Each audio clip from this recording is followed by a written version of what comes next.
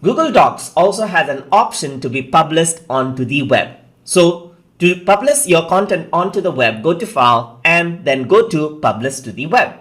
So over here you have two options. One is link and other is embed.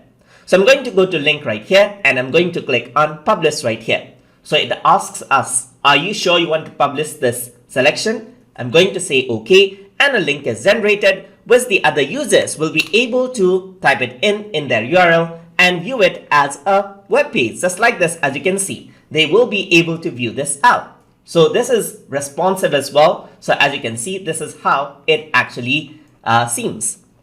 You can go over here and then share this by using email, Facebook, or Twitter as well directly. And over here on the bottom, you have publish content and settings. So you can stop publishing and automatically republish when the changes are made. So if I were to make any changes here, it'll get republished with the new content. If I want to turn that off, I can simply turn this off. But I'm going to turn this on. Usually it's good to turn this on.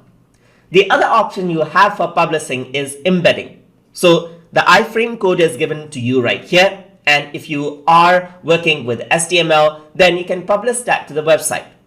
And for a demonstration, I've opened up Dreamweaver right here with a template page open. So what I can do is I can simply paste out the iframe right over here, just like this.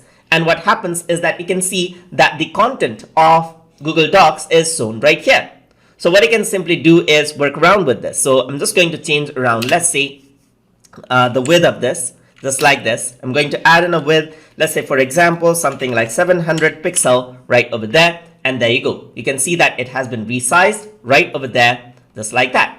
You can also increase out the width and height and everything else. So it depends on the HTML code that you type in.